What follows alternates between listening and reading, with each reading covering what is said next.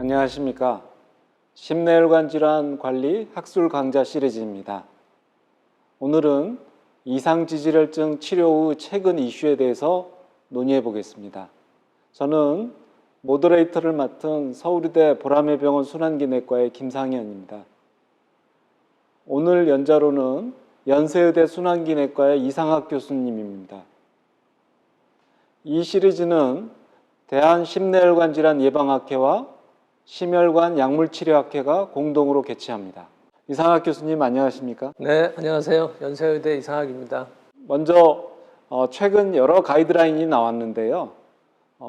이상지질혈증 치료에 대한 최신 가이드라인에서 특히 어떤 점들이 많이 바뀌었고 강조되고 있는지 이상학 교수님께 질문을 드려보겠습니다. 예, 2010년 이후에 여러분들이 아시다시피 우리나라를 포함해서 미국, 유럽 등등 주요 가이드라인이 여러 차례 바뀌었습니다. 근데 이제 가장 마지막 가이드라인만 제가 여기다가 가지고 나왔는데 보시면은 알겠지만 2019년 유럽 가이드라인이 국내 가이드라인과 구조가 비슷해서 먼저 말씀을 드리면 초고위험군에서는 심혈관 질환이 있는 그런 환자, 그리고 당뇨병과 타겟올간 데미지 혹은 리스펙터가 여러 개 있는 경우에 포함이 되게 돼 있고, 그 다음에 심한 CKD, 그리고 가족성 고콜레스테롤 혈증과 ASCVD가 같이 있거나 또는 가족성 고콜레스테롤 혈증에 리스펙터 같이 있는 사람, 이런 환자들이 초고위험군에 포함이 되었습니다. 2018년 미국 가이드라인을 보시면 2013년 가이드라인과 비슷하게 4개의 스타틴 베네핏 그룹을 이렇게 지정하기는 하였지만 거기에 추가로 ASCVD가 있는데 그 환자들 중에서도 또 위험도가 높은 환자를 세분화해서 나타낸 것이 특징입니다. 즉 ASCVD가 있는데 리스펙터가 있는 환자가 해당이 되겠습니다. 이것은 2017년, 18년에 PCSK9 인히비터가 출시가 되면서 이 환자들을 이 약물을 어떤 환자들에서 사용할지 좀 선택하는데 또 필요한 그런 세분화라고 할 수가 있겠습니다. 그 밑에 고위험군이나 중간위험군, 저위험군은 유럽 가이드라인이 이전과 많이 다르진 않습니다. 단지 당뇨병이 있고 좀 시간이 많이 지난 환자나 리스펙터가 있는 이런 환자가 당뇨병 그룹 내에서 세분화됐다는 것이 특징이라고 할 수가 있겠습니다. 그래서 이 슬라이드에서 보시면 초고위험군을 위주로 해가지고 미국이건 유럽이건 조금 더 환자가 더 세분화됐다는 것이 좀 주목할 만한 특징이라고 할 수가 있겠습니다.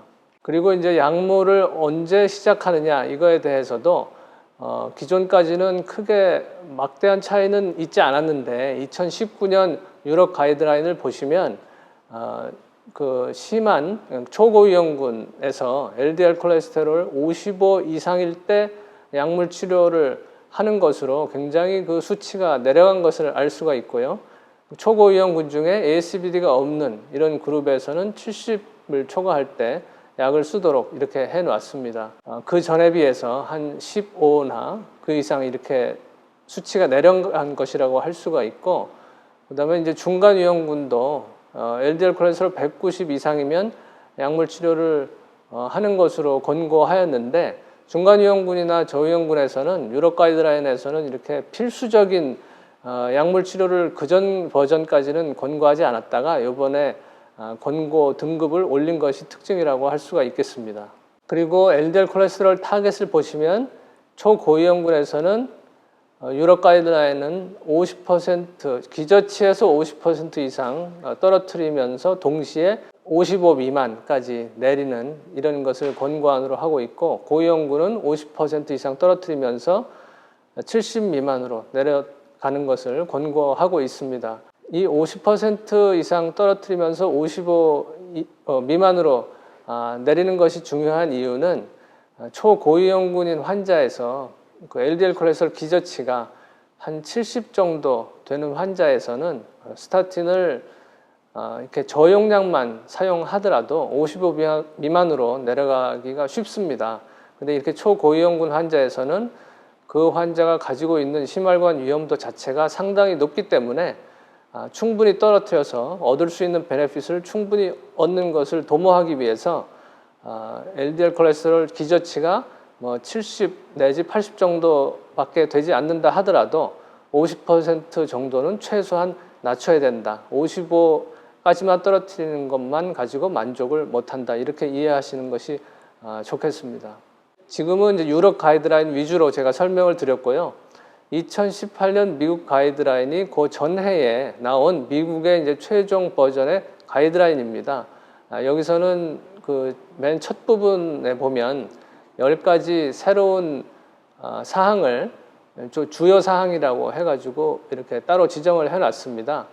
그 중에 그 한 절반 정도는 기존 버전에 나와 있던 사항이라서 제가 표시를 여기 뉴라고 한 것만 이번 버전에 새로 들어간 핵심 사항이 되겠고, 그 5가지를 주로 제가 말씀을 드려보면 아주 초고위험인 ASCVD 환자. ASCVD 환자는 그렇지 않아도 초고위험군인데 ASCVD 환자를 조금 더 세분화한 것이 미국 2018년 가이드라인의 특징입니다. 이 환자들에서는 LDL 콜레스테롤을 70 미만으로 낮추고 만약에 맥시멀 톨러러블 도즈 스타틴과 이지티미브를 사용하더라도 충분히 떨어지지 않으면 PCSK9 이니비터를 쓰라는 것이 이제 주요 사항으로 들어갔습니다. 그 전 버전까지는 미국 가이드라인에서는 타겟을 따로 지정하지 않고 베이스라인에서 LDL 콜레스테롤 떨어뜨리는 폭을 스타틴의 강도를 기준으로 해서 고강도 스타틴은 50% 이상 떨어지니까 그만큼 써라, 또는 중간 강도 스타틴은 30에서 50% 정도 떨어지니까 그만큼 떨어뜨려라, 이런 가이드라인을 가지고 있었는데 마지막 버전에서는 이제 아주 심한 위험도가 있는 ASCVD 환자에서는 타겟을 특별히 지정했다는 것이 특이사항이라고 할 수가 있겠습니다. 그리고 두 번째로 새로 들어갔던 것이 LDL 콜레스테롤 190 이상인 이런 환자에서는 100 미만으로 낮추고 PCSK9 이니비터를 필요에 따라서 쓸 수 있겠다 하는 것이 들어갔는데, 요거는 권고사항이 2B 정도라서 좀 약하다고 할 수가 있겠고요. 그 다음에 새로 들어간 것들은 10년 위험도가 7.5%를 초과하면 환자하고 상의해서 중간 강도 스타틴을 쓸 수가 있다, 이렇게 집어넣었고요. 그리고 7.5에서 19.9%의 10년 위험도가 있는 이런 환자에서는 다른 위험 인자 유무에 따라 그 환자의 스타틴 시작을 결정하는 데 도움을 받아라, 이렇게 넣은 것이 특징입니다. 그리고 또 한 가지, 7.5에서 19.9%의 10년 위험도가 있는 환자에서 이 사람의 스타틴을 쓸지 말지가 좀 불명확한 그런 케이스일 경우에는 코로나리 칼슘 스코어를 좀 측정해가지고 이거를 1에서 99 정도, 또 그리고 55세 이상 이런 조건일 경우에 스타틴을 사용하는 것이 좋겠다, 이런 것이 새로 들어간 사항이라고 할 수가 있겠습니다. 2018년 미국 가이드라인 중에서 아까 제가 강조드린 Very High Risk ASCVD라는 이런 그룹이 있었는데요.